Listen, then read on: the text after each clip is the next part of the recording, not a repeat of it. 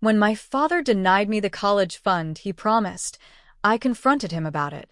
In a fit of rage, he told me I was a failure and that he had never wanted a daughter. He then threw me out of the house, screaming that I was a disappointment. As I walked away, shaking, I muttered, "This is far from over." Little did he know, I had already set in motion a plan to destroy his reputation. I always thought my dad was tough but decent. A no-nonsense type of guy who just didn't know how to show love. I told myself that for years to justify the way he talked to me. The way he never once said, "I'm proud of you." Never showed up to my band concerts or school award nights. But I still clung to the idea that deep down he cared. I had to believe that, otherwise what was the point? Growing up in Spokane, we weren't poor. My dad owned a CPA firm and made good money. He had a nice truck, a 2-story house, and he always had cash for golf clubs, dinners with clients, and expensive bourbon. But when it came to me, every dollar was counted. My clothes were from secondhand stores. I didn't get an allowance. He made me get a job at 16 if I wanted gas money for the old Corolla he gifted me, except I had to pay him $100 a month for insurance. Still, he made one promise. When I was 15, we were sitting in his office while I helped him scan receipts for a client.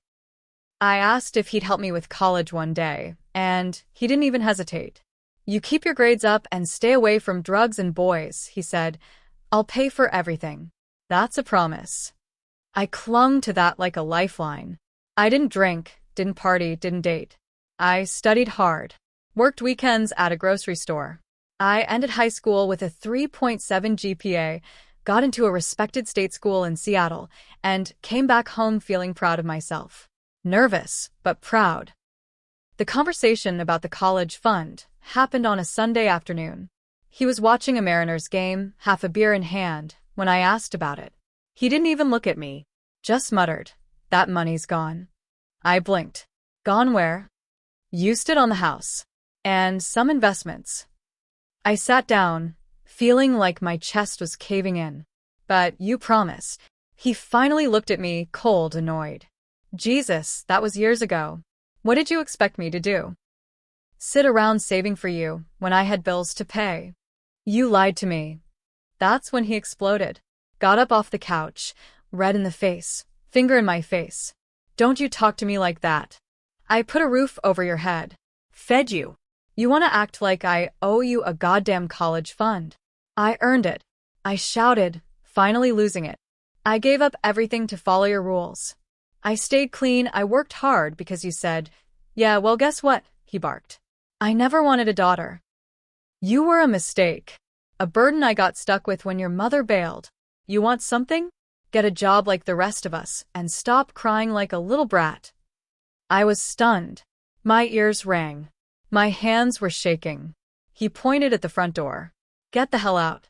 Go mooch off your mom, if you want sympathy. You're a disappointment. Always have been." I didn't cry until I was 3 blocks away. I sat in my car outside a gas station, hands trembling on the steering wheel, trying to breathe. That's when I remembered something he said once, years ago, when I helped him organize client files. He joked about how smart I was, how I better not rat him out to the IRS someday. I didn't think anything of it at the time, but now it clicked. I'd helped him with so much office work over the years. Organizing receipts, scanning documents, running numbers in spreadsheets. I knew where he kept his files, digitally and physically. I knew his passwords because he used the same 3 combinations for everything. I knew the names of his clients, the shell companies he funneled money through, and the fake deductions he laughed about. That night, I drove back to my friend Amanda's place where I was crashing on her couch. I didn't sleep. I just started digging. I still had copies of some of his old spreadsheets on a USB I used for school. I logged into the cloud backup he didn't know I could still access. There it was. Everything. Fake consulting payments to shell corporations with no real employees. Multiple years of personal expenses written off as business costs, his boat, the home theater, even the landscaping bills. Thousands in income he never reported. It was all there, hidden in plain sight. I could have gone to the IRS right then. But I didn't. Not yet. I wanted more than just his money gone. I wanted his name ruined. The more I looked through his files, the angrier I got. It wasn't just carelessness, it was arrogance. He thought he was untouchable. Every shady deduction, every phony consulting expense screamed how little he thought of consequences. And people trusted him. Local businesses, teachers, retirees. He filed their taxes and gave them financial advice. Some even called him Honest Joe. I wanted to scream, but I didn't. I got methodical. I started cataloging every suspicious transaction, organized by year, client, and category. I used the same attention to detail he used to praise when I helped him during tax season. Only this time, I was building a case against him. Amanda let me use her laptop and old printer. I spent nights pulling records, highlighting discrepancies, creating summaries. I researched IRS whistleblower procedures, read through financial fraud cases, and even found a local legal clinic in Seattle that gave me advice anonymously. They confirmed what I already suspected. My father was committing serious tax fraud. If proven, he could lose his license, face heavy fines, even jail time. But I still wasn't ready, because I wanted to see him fall from the inside too. So I created a new Gmail account under a fake name and started sending anonymous tips to some of his clients. Just small things, like ask your CPA for receipts on this deduction from 2022, or check if your payroll taxes were filed correctly. It didn't take long before cracks started to show. One of his old clients, a florist named Denise, posted a rant on Facebook about how Joe messed up her tax returns and how she might get audited. Another client, a retired veteran, commented that he'd also had issues with inconsistencies. The whispers were starting, but the real trigger came 3 weeks later when I got a call from my cousin Nate. "Hey," he said carefully, "I don't know what's going on, but Uncle Joe is losing it. I guess someone called the IRS on him." I froze. What? Yeah, some agent came by his office. He's saying it's a misunderstanding, but I heard him yelling at his secretary. Said he was being sabotaged. You wouldn't know anything about that, would you? I paused. No. Why? He laughed nervously. Because he's blaming you. Of course he was. According to Nate, my father was telling anyone who would listen that I hacked into his files, that I was mentally unstable, even that I'd stolen from him. He told people at his church I had drug problems and was lashing out because I didn't get my way. That stung more than I expected. I hadn't talked to anyone from that side of the family since he kicked me out. And now they were all hearing this warped version of events. I knew how persuasive he could be, how good he was at playing the victim. But it didn't matter, because I had facts. Proof. And soon other people would too. I printed out a binder full of documentation. Label tabs, clear evidence cross-referenced. Then I submitted everything directly to the IRS whistleblower office with a cover letter. I also mailed a copy to the Washington State Board of Accountancy. That wasn't all. I sent an anonymous tip with 3 sample pages to the local business paper in Spokane. I attached the public listing of his CPA license and included a line. This man handles money for dozens of businesses. You might want to look at how he handles his own. 3 days later, they called his office for comment. By the end of that week, his Yelp page had 3 new 1-star reviews. Someone started a thread on the Spokane community Facebook group about unethical CPAs. One of his clients, the veteran, posted a comment. "Joe D. cost me $8,000 and almost an audit. Avoid." The man who called me a failure was unraveling. And I wasn't even close to done. I thought I was in control. For months, everything went exactly as I planned. His business was bleeding clients. The whispers turned into warnings. The IRS was investigating. His office assistant quit without notice and filed for unemployment, which triggered another small audit from the state. But what I didn't expect was how dirty he'd play once he started feeling the walls close in. It started with a job interview. I was applying for a clerical position at a small insurance agency in Seattle. The interview went great. Until the owner called me back a few days later and said they decided to go in a different direction. I was confused, so I pressed him. Eventually, He admitted they received an anonymous tip, warning them I'd been accused of theft at a previous job. That made my blood run cold. A week later, it happened again, different job, same story. This time I recognized the language in the email they forwarded me. It sounded just like him. The way he phrased things. The smug tone. That's when I realized he wasn't just trying to defend himself. He was actively trying to ruin me. He was sabotaging my job prospects. And it wasn't hard for him to do. He had my social security number, my past employment info, everything. He was sending fake warnings under my name, posing as a concerned former employer. I felt trapped. I couldn't go public with the truth without revealing my role in taking him down, and if he caught wind of that, he could retaliate legally. He still had more money, more resources, and way more experience playing the system. But he made one mistake.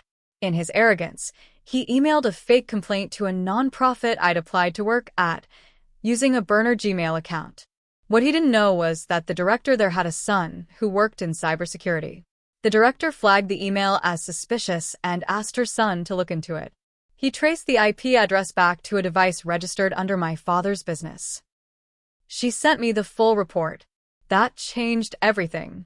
With that report in hand, I filed a police report for harassment and defamation. Then I contacted the same legal clinic that helped me before and told them everything. They connected me with a pro bono lawyer who specialized in financial abuse and family fraud.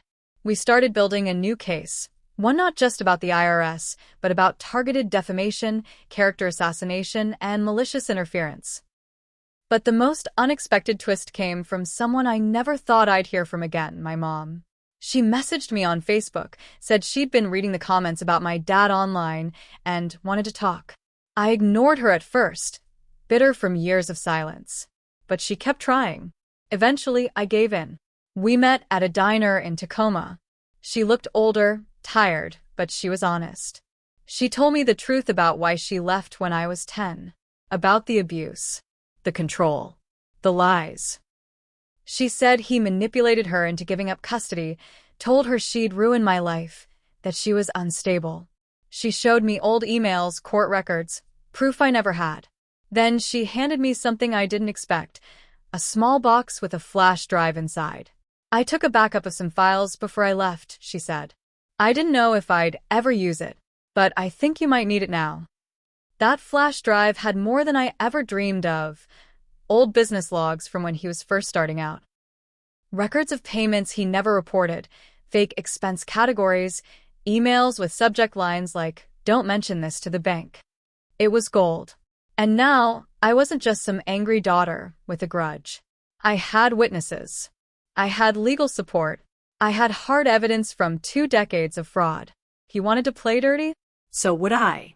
The moment I handed over that flash drive to the IRS agent assigned to his case, I knew there was no going back.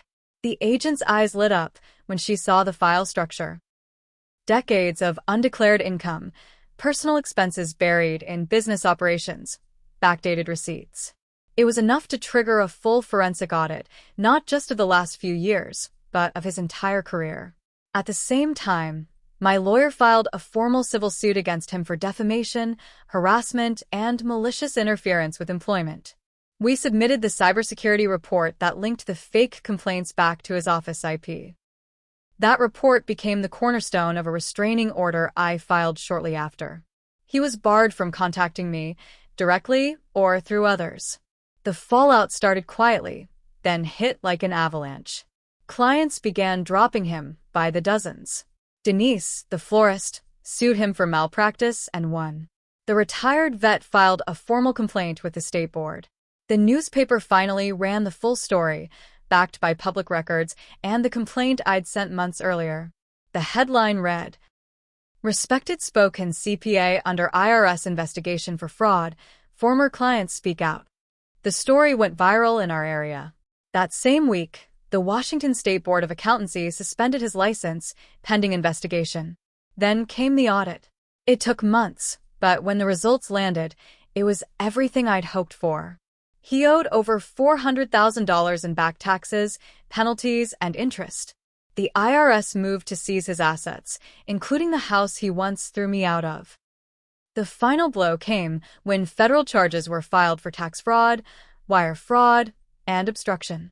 He was arrested at his office in front of what few staff remained.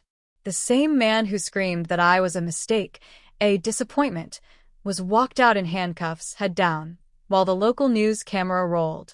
I watched the footage from my tiny apartment in Seattle. I didn't cry. I didn't cheer. I just exhaled. After all that time, all that pain, I finally felt light again.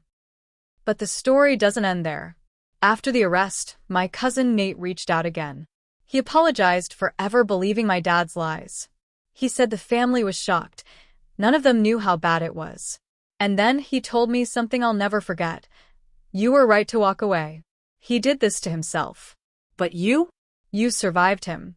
You're the strongest person I know. I ended up getting a job at a nonprofit that helps low-income women with financial literacy and legal resources. The same kind of support I needed when I was couch surfing, lost, and angry.